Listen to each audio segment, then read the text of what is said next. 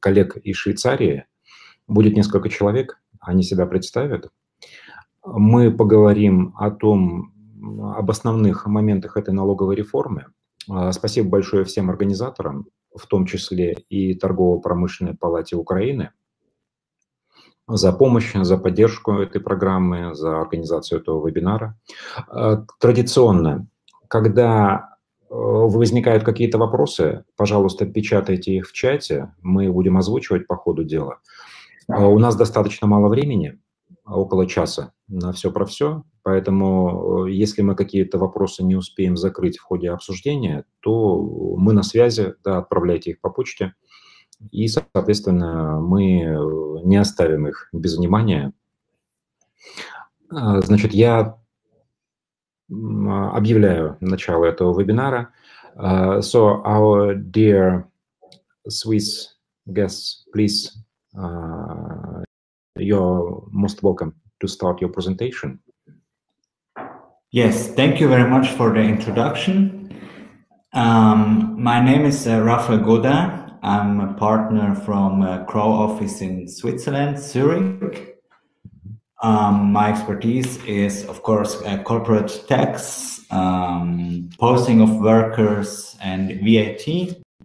And we are happy to present something about the new tax reform, which will be in force from starting next year.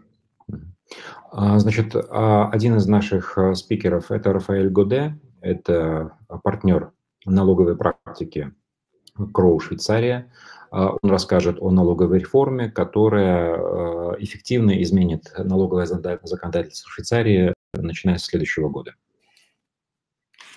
Yes, hello, and my name is Hансjork Zdrorovski. I'm also partner with the Crow office in Zurich, Switzerland. And my expertise background is also corporate tax and VAT, and also in this section of financial accounting. I will lead you through the webinar afterwards. Значит, еще один докладчик – это Хансйорк Здоровськи. Это тоже партнер налоговой практики Crow, Швейцария, тоже специалист в корпоративном налогообложении, и, соответственно, он расскажет об этой налоговой реформе. Please go ahead. Yes. I will welcome everybody here, and I'm happy to give you some background about our new tax legislation, which become part in January 2020.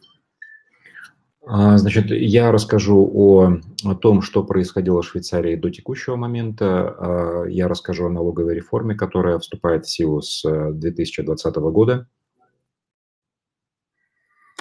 I will go through and will try to give you some background why we have had this tax reform in Switzerland. Secondly, I would like to try to show you the key points of the tax reform. Then also, because we have a transition to a new legislation, there are some transitional measures. Then to briefly show some actions which are taxpayers planning, and afterwards we have some Q&A. На этом вебинаре мы рассмотрим ключевые положения налоговой реформы, мы рассмотрим процедуру перехода к новой налоговой системе, дадим рекомендации, что нужно, чего не нужно делать налогоплательщикам в части того, как подготовиться к этим изменениям.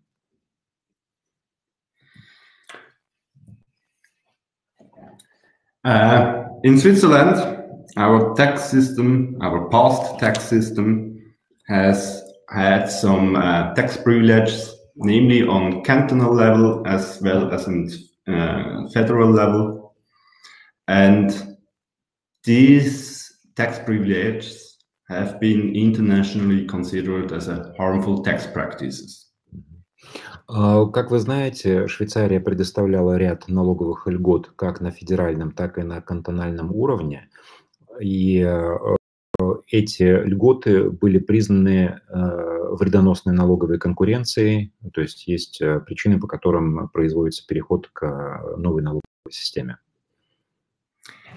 The Swiss government therefore decided to adopt the tax legislation in order to become compliant with, for example, OECD standards and all this.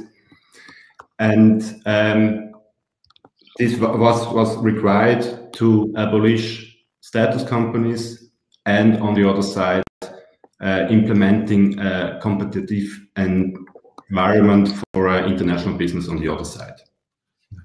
То есть, с одной стороны, понятно, что появилась необходимость изменять налоговое законодательство, но в то же время Швейцария хочет сохранить свой налоговый режим привлекательным для иностранных инвесторов, и это ключевые соображения этой налоговой реформы. Just for political reason, because such tax reform is always subject to public voting, the tax reform itself was connected with some goodies which will affect financing of Swiss social security system. But this is not subject to this presentation at all. It's just to have clear that the full wording is Federal Act on Tax Reform and AHV financing. Поскольку налоговая система связана с определенными социальными последствиями, то полное название реформы включает в себя и отсылку к швейцарской системе социальных взносов, но эту часть мы рассматривать не будем. This is just to show you the timeline where we now are. We have had in 2017 already a first public vote with a tax reform proposal, but this was rejected by the public.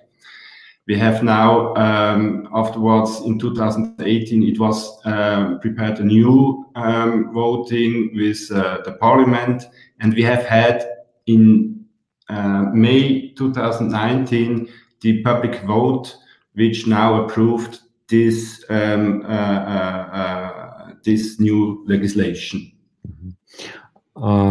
Первая попытка проведения референдума по этой налоговой реформе была предпринята в 2017 году. Она была неуспешной, то есть население отвергло это предложение.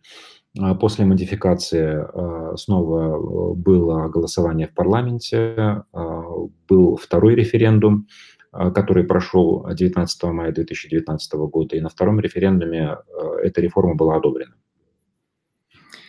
Actually, because we have on tax-wise, we have a federal level and a cantonal level. The cantons, we have 26 cantons and 26 cantonal tax legislation. They are now adopting their own legislation. Some of them are ready, some of them possibly will only be ready during 2020. Поскольку Швейцария является федерацией, есть 26 кантонов, которые имеют свое налоговое законодательство. Часть кантонов уже адаптировала изменения, часть продолжает это делать, но все будет готово к 1 января 2020 года. The actual tax regime still in force until by the end of the year. Just to briefly compile, we have on federal level, we have tax on profit for corporate taxes, but non-tax on capital. And we have had on federal level two special tax regimes. One side, a finance branch, which allows a deduction of a notional interest on invested capital for finance branches, for example. And a principal structure, which is some kind of recognition of a fictitious permanent establishment abroad, and Swiss tax authority allowed to allocate certain amount of the profit to this fictitious fictitious establishment abroad with the result of a double non-taxation. Текущий режим включает следующие основные черты. Это налог на прибыль на федеральном уровне с эффективной ставкой 7,83% и отсутствие налога на капитал на федеральном уровне. Специальные налоговые режимы федерального уровня включают так называемые финансовые филиалы, финансовые бранчи, и возможен вычет начисленных процентов. И есть еще режим освобождения доходов, полученных за рубежом, на основании так называемой концепции фиктивного постоянного представительства. То есть часть прибыли может вычитаться из налоговой базы швейцарской компании и относиться к этому фиктивному постоянному представительству. Почему фиктивное? Потому что по тем определениям постоянного представительства, которые применяются на уровне ОСР, это образование, оно бы не квалифицировалось как постоянное представительство. On cantonal level, we have also tax on profit. The tax burden is differing between each canton. One of the lowest canton is Lucerne with 4.5 around percent, and one of the most expensive canton with the highest tax rate is actually Geneva with 16%.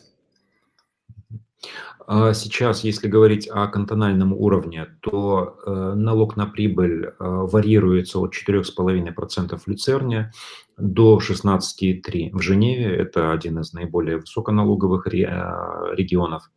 И налоги на капитал варьируются от 0,00009 в Уре до 0,5% в Базеле. The special tax regimes on cantonal level comprised a holding status. This means holding companies with the main purpose of a holding company. They did not pay tax on profit on cantonal level, and they reduced tax on capital. Специальные режимы на уровне кантона включают в себя холдинговый режим, то есть это режим для холдинговых компаний, которые освобождены от налогообложения дивидендов и имеют льготы по налогообложению капитала.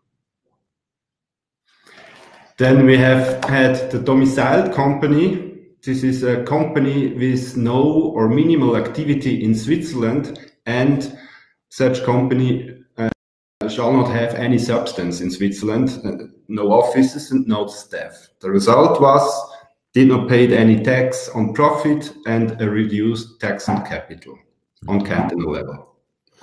Значит, следующий режим – это домицилированные компании с отсутствием либо с минимальной деятельностью в Швейцарии, которые не были обязаны содержать ни сотрудников, ни помещения, и, как следствие, они не платили налоги на прибыль и платили очень невысокие налоги на капитал. And the third tax regime was a so-called mixed company. This is a company with main purpose of, for example, group auxiliary activities and only minimal local activities, means no operative activities, no sellings in Switzerland and so on. And this one is, for example, the usual chosen tax privilege for commodity dealing companies, which have been situated, most of them in Geneva. И третий вид достаточно широко распространенных компаний – это так называемые mixed companies с основной целью оказания каких-то дополнительных услуг, и они вели только относительно небольшое количество операций в самой Швейцарии. Как следствие, они платили пониженные налоги на прибыль и пониженные налоги на капитал.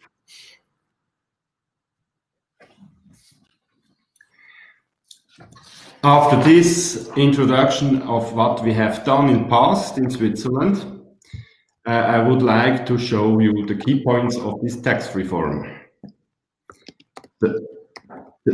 The main key point is that the special tax have been to be abolished. Ну, если говорить о тех режимах, о которых мы говорили, соответственно, они будут отменены, и вместо этого будут введены другие режимы. But on the other side, it will be important for the cantons that they can be attractive in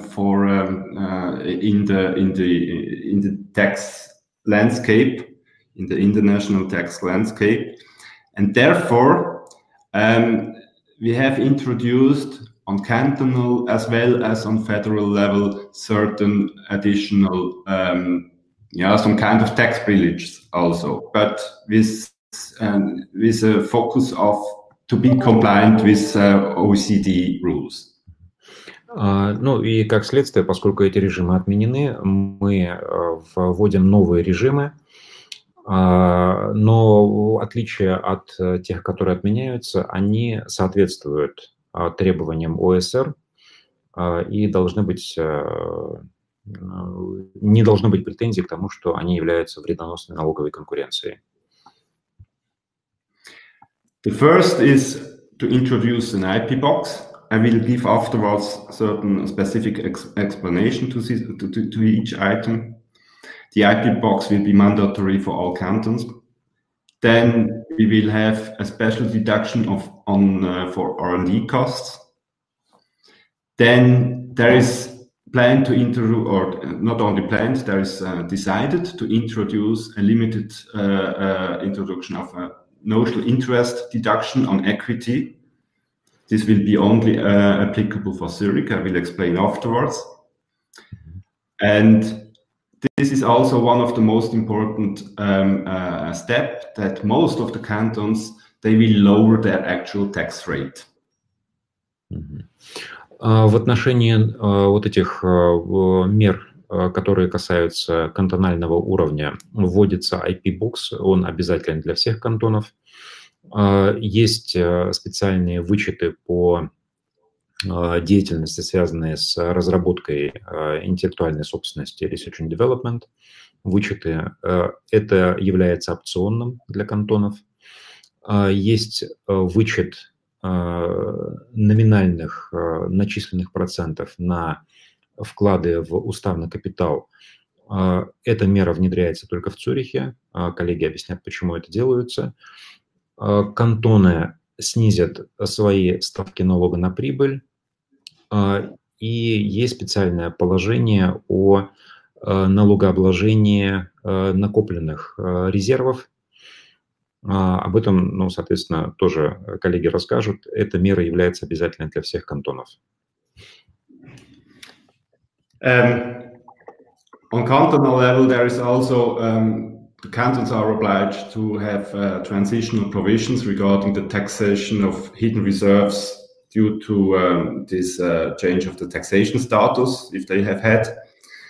And on federal level, this is also a highly interesting development, that we now have a step up in the immigration of companies to Switzerland, which would mean that if a company will immigrate to Switzerland, we can show up the hidden reserves for future non-taxation, because they have been taxed, they should have been taxed abroad and not in Switzerland, and this will be attractive for immigration process of companies. Да, вот эта последняя мера по увеличению базы накопленных резервов, она делается специально для того, чтобы компаниям было проще мигрировать в Швейцарию. В этом случае возможно неблагоприятные последствия, они смягчаются.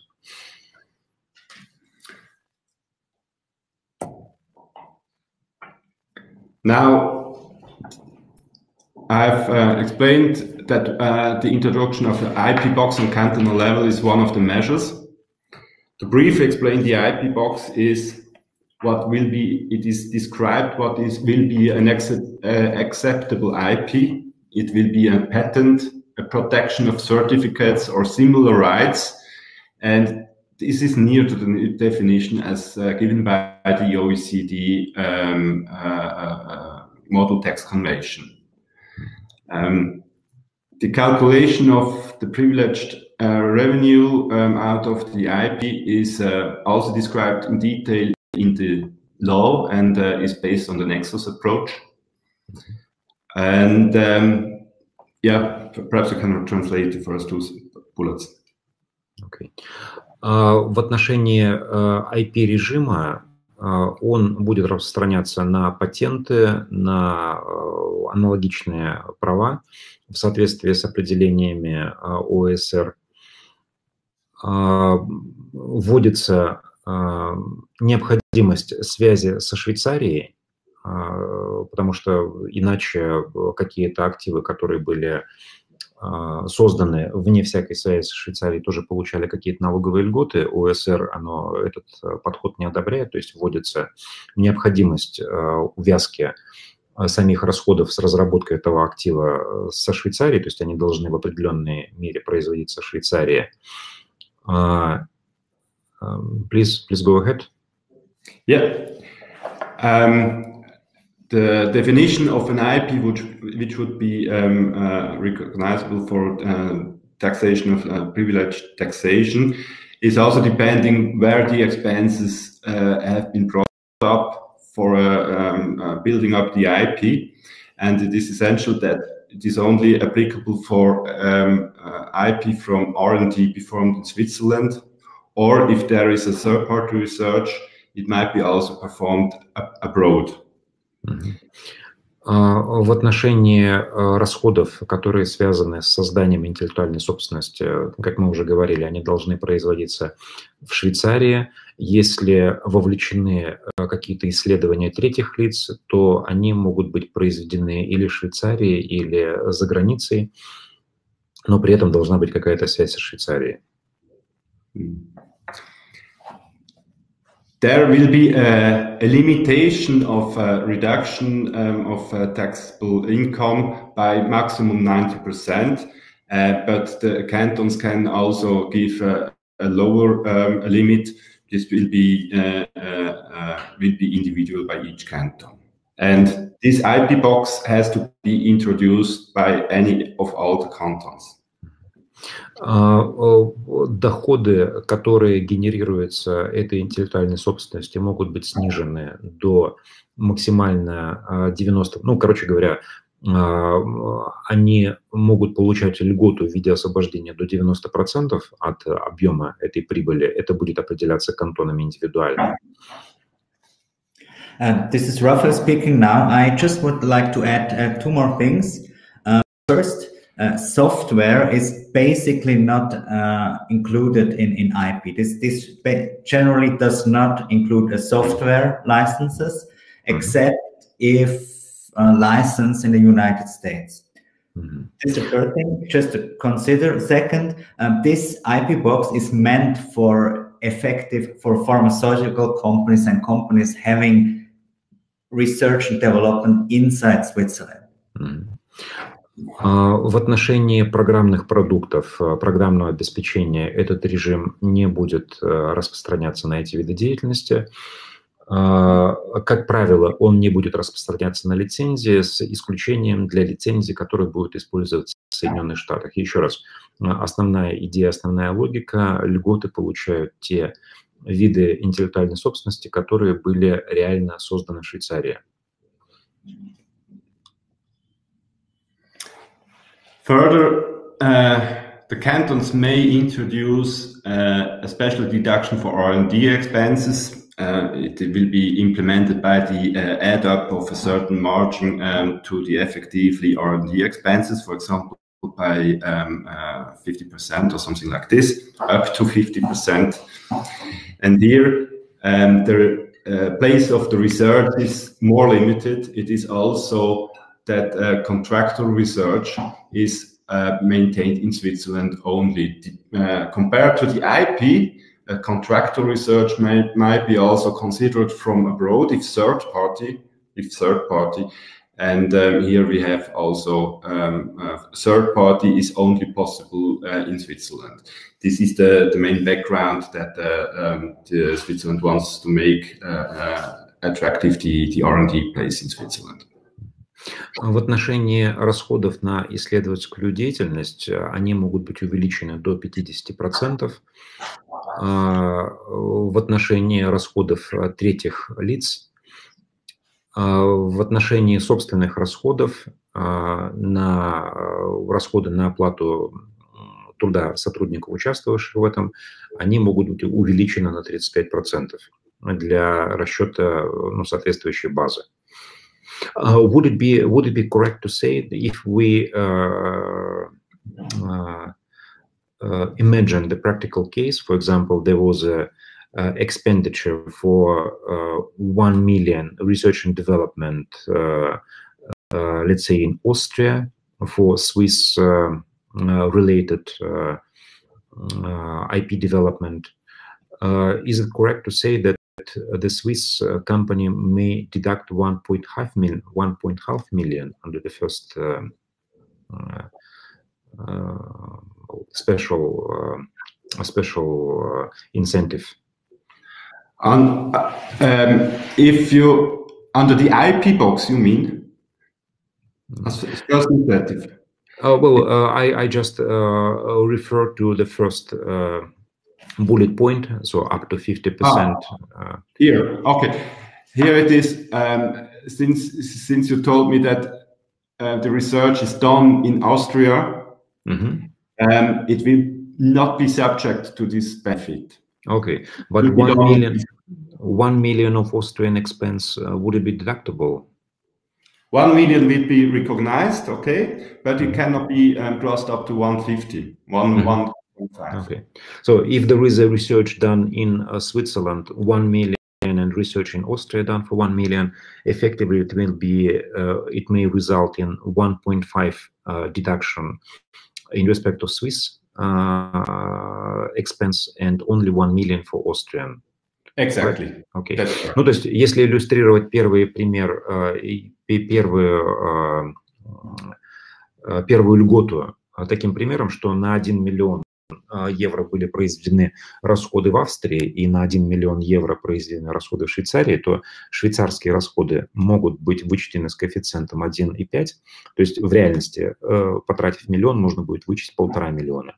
Австрийские, поскольку они были произведены не в Швейцарии, они будут вычитаться только по реальному размеру этих расходов 1 миллион.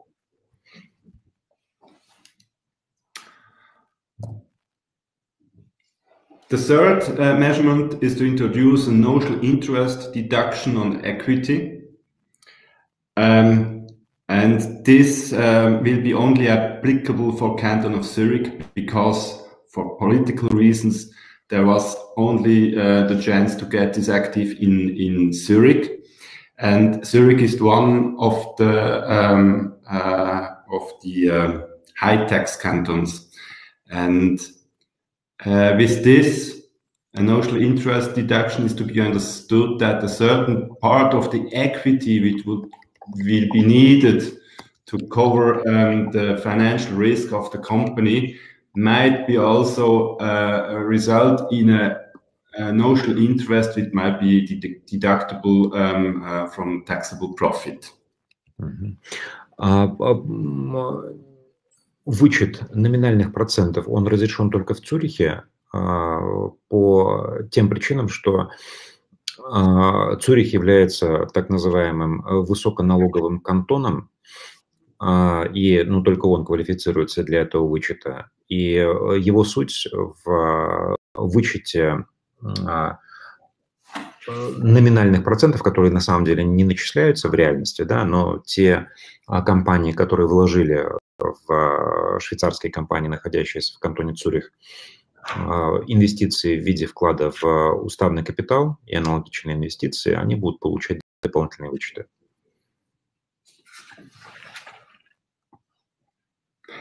This was a brief overview of the main new benefits of the legislation. As a further step, I would like to show you some basics about the transitional measures.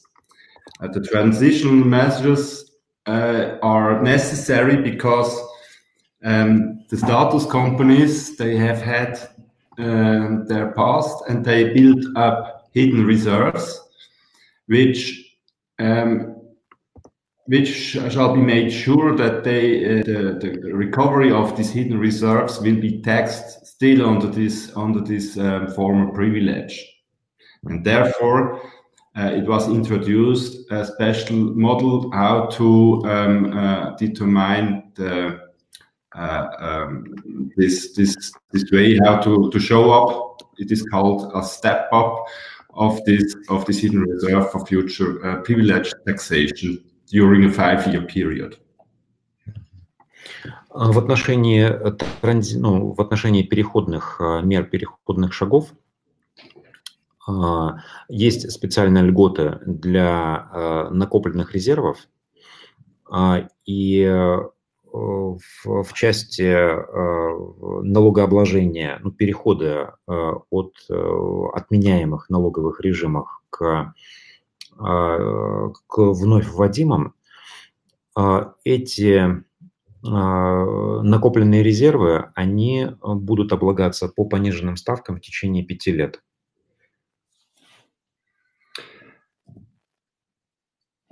We have to differ between so-called current law step-up and new law step-up. This is important to know because the current law step-up, the background is that the cantons, since they have had since many years this privilege, they have also a best practice if for certain circumstance a privileged company will lose or has lost his privileged status. And therefore they have had their procedure how to transition to the ordinary taxation. В отношении, здесь необходимо различать вот эту льготу в отношении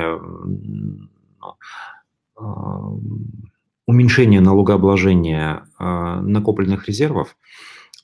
Есть текущая практика, когда эти накопленные резервы, если компания теряет свой привилегированный статус и переходит к общему режиму налогообложения, они, соответственно,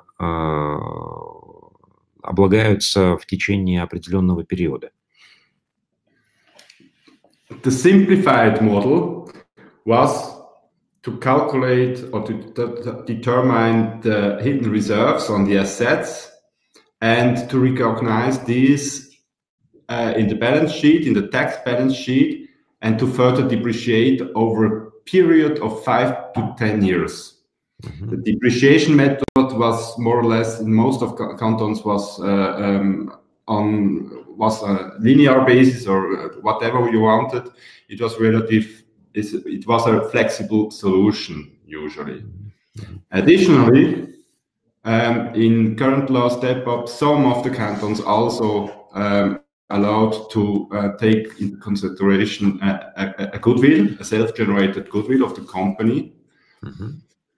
And all of them, in any case, there is an exception of a step-up for real estate and participation, qualified participation, because the taxation of real estate is completely different, is out of scope of corporate tax usually, and the participation are usually tax exempted in the ordinary taxation.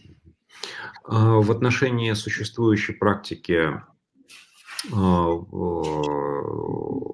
вот этого налогообложения, или освобождения от налогообложения накопленных резервов, они рассчитывались в зависимости от кантона слегка разными методами, но общая идея, что они могли амортизироваться по правилам линейной амортизации в течение 5-10 лет.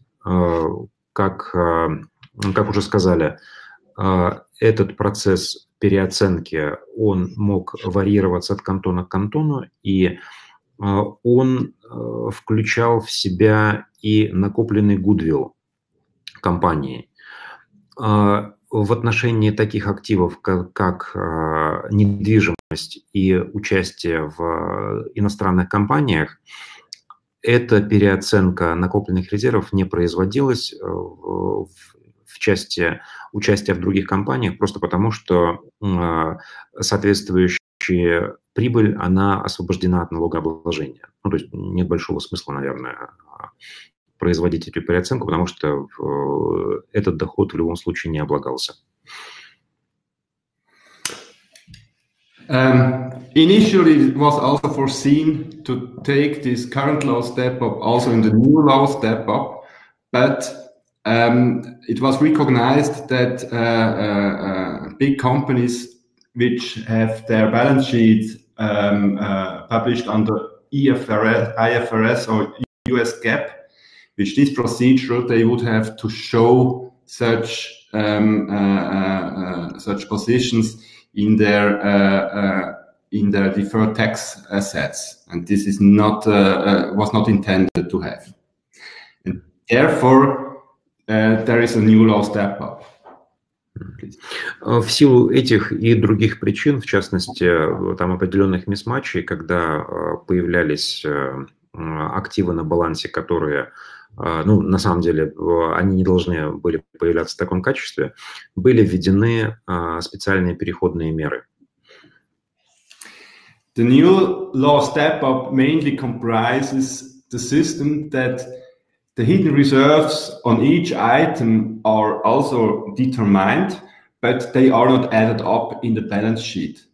They will be only effective if such item will be realized in future in the next 5 years, and then the profit out of the selling of such asset, for example, the realization of the hidden reserve on this item will be taxed at a reduced tax rate. This is the difference or different approach as explained before.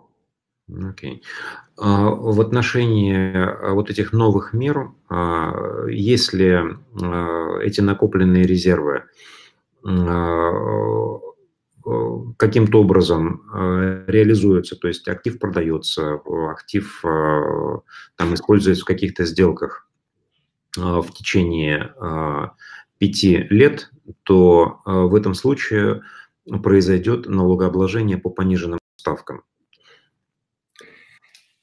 There are the same exceptions for assets which would have been taxed ordinary or different under special tax regime in previous period. That's not the difference. В отношении, sorry, I will translate. Есть те же самые освобождения от необходимости начислять накопленные резервы в отношении недвижимости, в отношении участия в иностранных компаниях. To reconcile the two differences between the two measures, or the new law step up and old law step up, is that under old law step up you can benefit from the hidden reserves by simply show up and depreciate. And it does not depend whether you realize these hidden reserves. And compared to the new law step up, you can only take benefit if you also realize during this transition period of 5 years until 2024. Но если говорить о разнице между налогообложением накопленных резервов существующим сейчас, и то, которое будет применяться с 2020 года, то вот эта льгота по текущему режиму предоставляется независимо от того, реализуются или не реализуются эти накопленные резервы. По новому режиму эти накопленные резервы должны быть реализованы в течение 5 лет, только тогда будет появляться льготное налогообложение.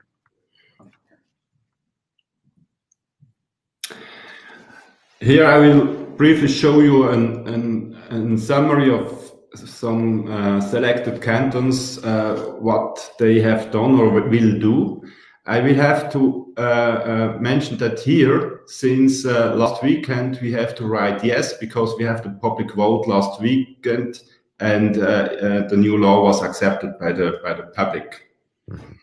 Хорошие новости. Вот в той таблице, которую мы сейчас рассматриваем, на выходных в Цюрихе прошел референдум, который одобрил эту реформу, и, соответственно, закон является действующим или нет, отметка должна поменяться на «да». В Цюрихе эта реформа была одобрена. One of the main measures I told you is that some of the cantons will dramatically reduce their tax burden, their tax rate on canton level. Here I'm showing the overall tax rate, including the federal tax, because otherwise it cannot be compared. And here we see, for example, that Geneva has lowered from 24% to 13%, 13.5%. And here it is the background that Geneva has had a lot of privileged tax regime, a lot of companies which have been taxed with a privilege. And if they have paid, for example, 10% under their privilege, and if they would switch to the 24%, this would not be acceptable for them. And therefore, they decided to lower in an average to 13 to 5%. Ну и здесь мы, соответственно, видим вот в колонке слева это текущие эффективные налоговые ставки в соответствующих кантонах, а столбик справа – это те ставки, которые будут применяться со следующего года. То есть, как мы видим, в некоторых кантонах было очень резкое снижение эффективной ставки. С чем это связано в Женеве? Ну, стандартная ставка, она является достаточно высокой, 24%, но при этом было достаточно много домицилированных компаний и микс-компаний, которые платили налоги по гораздо меньшей ставке. То есть для них переключиться сразу на ставку 24% было бы достаточно проблематично, поэтому была выбрана такая промежуточная ставка, которая, по сути, очень сильно снижает налоговую нагрузку по сравнению с текущим уровнем, но для ряда компаний она поднимается до достаточно приемлемого уровня, 13,5%, что для Европы, на самом деле, очень неплохая эффективная ставка. For example, Zurich is different because Zurich has not had many of these privileged companies, and therefore there was no need to lower the tax rate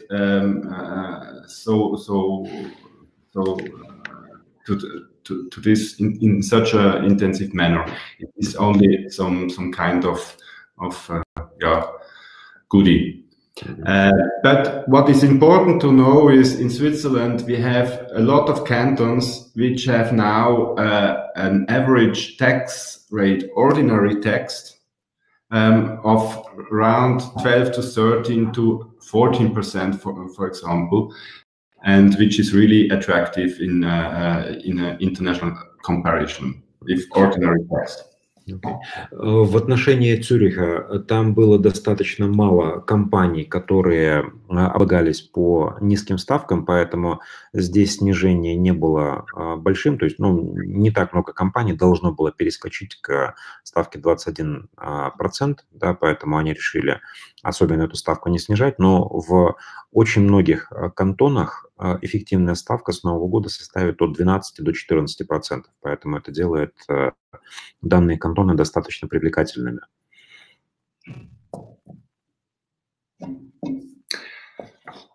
One question. We know that Swiss dividend withholding tax of 35% has been an obstacle for many of the companies. Is it going? Are there any changes in this respect? Is this dividend withholding tax is going to be reduced? Unfortunately not. No, but this was not subject of the tax reform, the withholding tax. It is still the 35%, which is extremely high. Окей. Но, к сожалению, налоговая реформа не затронула налогообложение дивидендов, которое в Швейцарии может быть снижено за счет соглашения об избежании двойного налогообложения, за счет практического применения директивы о материнских и дочерних компаниях. Но если речь идет о сугубо швейцарской, да, внутренней ставке и отсутствие причины для ее понижения, то ставка налога на дивиденды остается достаточно высокой, к сожалению, 35%. Please go ahead. As the last point, I would to highlight two basic actions to be taken now. I have possibilities. If you have an existing business in Switzerland running under the tax privilege, you must now carefully plan the transition. By comparing the two-step method, you will have to calculate, to make model calculation what is effective for you. And you should also test whether you can take benefit from IP-Box and or R&D deduction or from notional interest deduction if your business is located in Zurich. Okay. Ну, в отношении самой интересной части, к которой мы переходим, это рекомендации по конкретным шагам в текущей ситуации. То есть, если компания пользовалась какими-то льготами, если она не была на общем режиме налогообложения, то необходимо просчитать вот этих сумму накопленных резервов. Нужно просчитать, каким из методов транзитного налогообложения накопленных резервов есть смысл воспользоваться. И, естественно, нужно проанализировать, является ли компания уполномоченной на применение льгот по вот этому льготному IP-режиму и по вычетам расходов на создание объектов интеллектуальной собственности по этим вот research and development расходам. If you have existing business, which is ordinary taxed and did not have had any tax privilege in the past, you will be happy enough if the canton where you are located has reduced the average tax rate. And further, what you have to do is to test whether you can take benefit from one of the new introduced privileges. Если говорить о бизнесах, которые облагаются по общим ставкам, да, без применения вот этих специальных режимов, то, соответственно, опять же, нужно посмотреть, может ли для компании быть привлекательным использование режима IP-Box и вычетов по расходам на research and development. И, соответственно, если говорить о том, что принимается решение, что да, они могут быть достаточно интересны и есть смысл их использовать, то необходимо просчитать транзитные меры, транзитные шаги, как перейти к вот этим, к эффективному использованию этих льгот. I took the liberty to translate the last section of new business, so to allow our attendants to ask you some questions. I see there is a question already asked by Anastasia. So is this correct to state that there would be no special arrangements, individual arrangements with cantons? So if you are in Canton Zug, you cannot go to tax authorities and negotiate some attractive tax rate on individual basis. So if you are in Zug or in Zurich or another canton, you've got to work under a general taxation regime effective in respective canton. That's exactly, that's correct. That's correct. And the cantons have no really huge possibility to for example, to offer special rates or something like this. They are to have a legal basis for such negotiation, and most of them do not have anymore. There are certain cantons which have the opportunity to give, for example, to grant some tax relief for a duration of 5 years. For example, if you can show that you will create 100 new working places in this canton and so on. It might be possible still, but not in respect of the tax rates. Окей. Ну, переходя к ответам на вопросы, был вопрос, значит ли это, что кантоны не смогут предлагать какие-то индивидуальные согласования, индивидуальные налоговые рулинги, и если ты находишься в кантоне ЦУК, то ты платишь налоги по ставкам этого кантона. То есть, скорее да, чем нет. То есть, да, льготы будут предоставляться только в очень ограниченном количестве случаев. Например, если компания покажет, что она создает там 100 рабочих мест.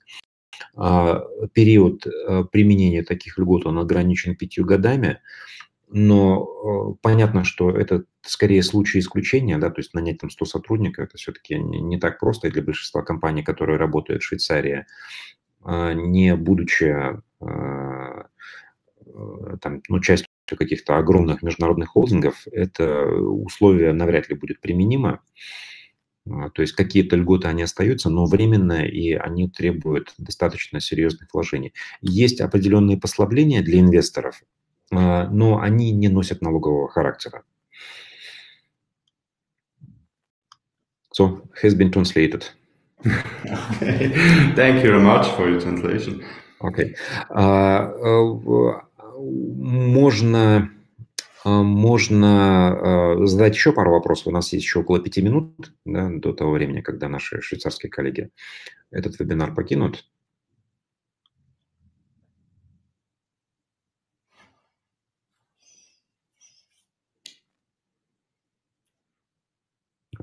But there have been no questions so far. Therefore, I would perhaps suggest to conclude. It would be really great if you could make an alert or note or some kind of summary of what has been discussed. It would be of great help to our clients, to our contacts, to learn about this in more, extensive, descriptive format. But other than this, well, thanks a lot for this efficient and to the point presentation. I see that we got another question in respect of fictitious permanent establishment. Я бы попросил расшифровать вопрос, то есть что имеется в виду, что нужно подробнее осветить по фиктивному представительству.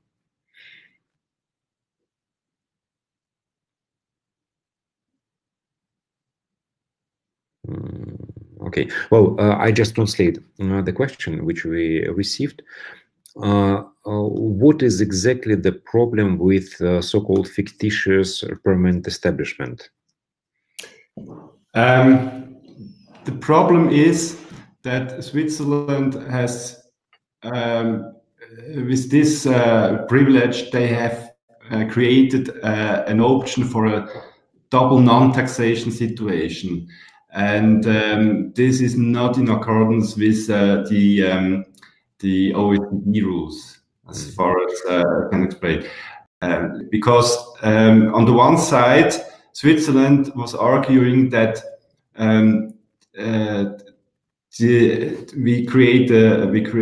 we accept a local branch abroad, but knowing that this definition of the OECD definition of a branch was not met there, not at all, and this is not compliant how the OECD tax convention should be applied.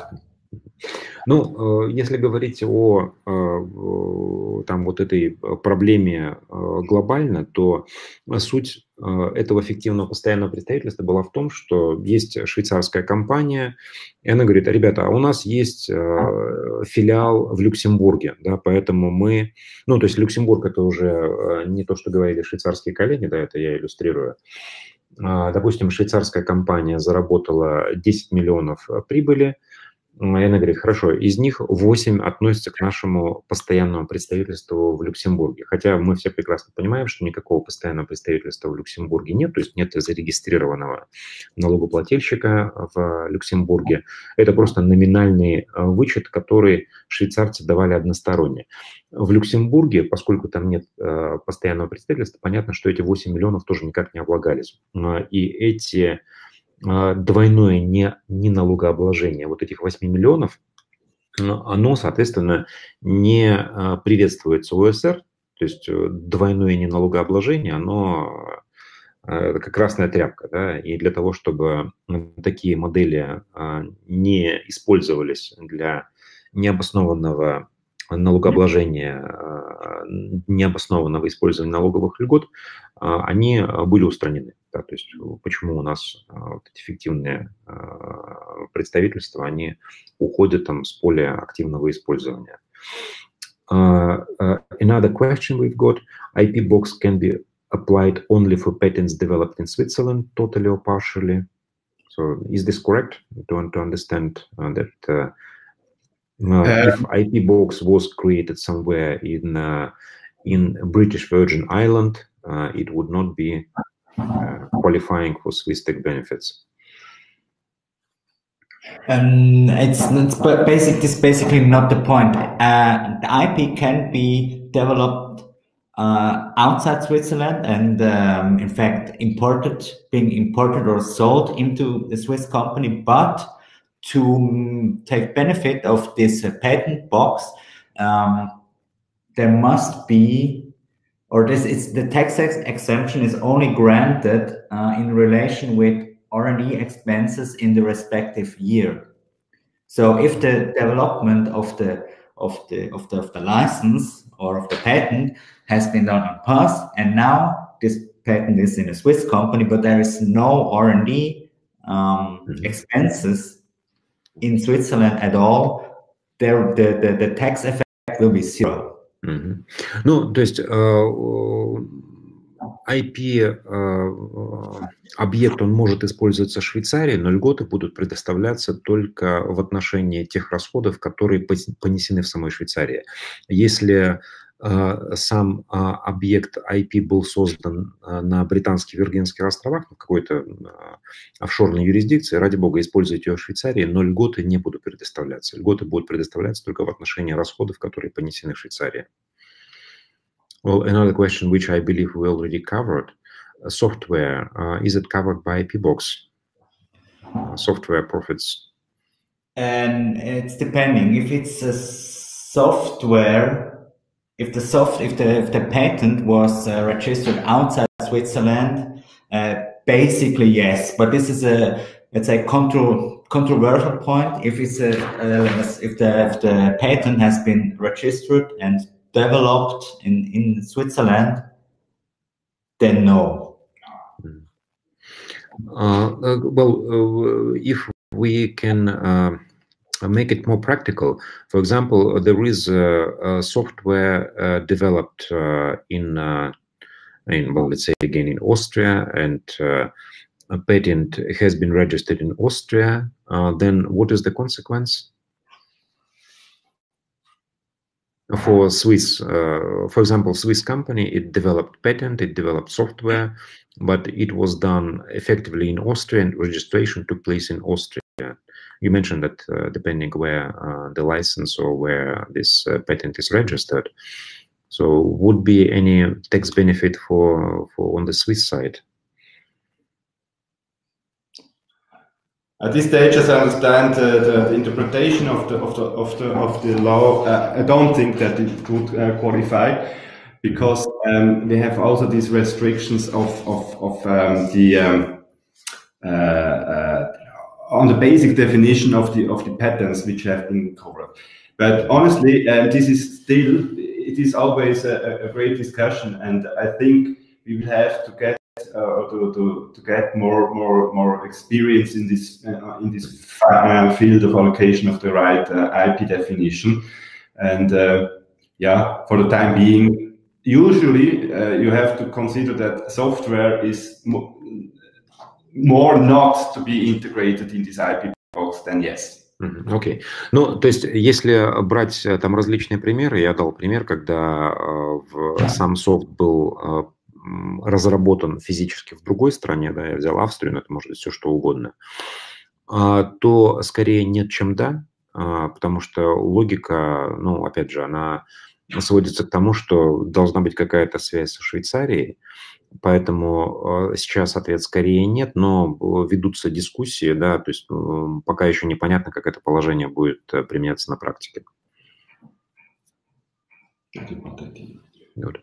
Well, I understand we are already beyond this timing which you indicated, of 1 hour. So then I would suggest to conclude our discussion. Я помню, что наши швейцарские коллеги, они четко обозначили, что они будут доступны для дискуссии и презентации в течение 1 часа. Мы за пределами этого времени, я бы не стал их дальше держать. Но они на связи, если будут появляться какие-то вопросы, какие-то необходимость консультации по поводу тех мер, которые необходимо сделать компании, по поводу того, какие льготы могут быть доступны с Нового года, обращайтесь через нас напрямую, коллеги будут рады ответить на ваши вопросы. I just summarize that we do not want to abuse your time, and contacts are available. We are welcome our attendance to address any questions which will arise in the future to you directly or through us, and you will be prepared to help with finding the right solution. Okay, I will thank you very much for your translation during this webinar, and also to give the opportunity to contact or to present this webinar with your clients and your contacts, and this is really a good opportunity. And I would be happy if we would be approached by one of your clients and staff with additional questions. Да, но наши швейцарские коллеги благодарят участников этого вебинара, благодарят организаторов за перевод, за возможность пообщаться с потенциальными клиентами, с заинтересованными в вопросах швейцарского налогового законодательства лицами, и они остаются на связи, они будут рады ответить на ваши вопросы. Тогда спасибо всем большое. Тогда мы завершаем этот вебинар. So thank you, Рафаэль. Thank you, Хансйорк. So let's keep in touch and let's keep the audience updated on Swiss developments and opportunities. Great. Thank you. Thank you very much. Bye bye. Thank you. Thanks. Bye.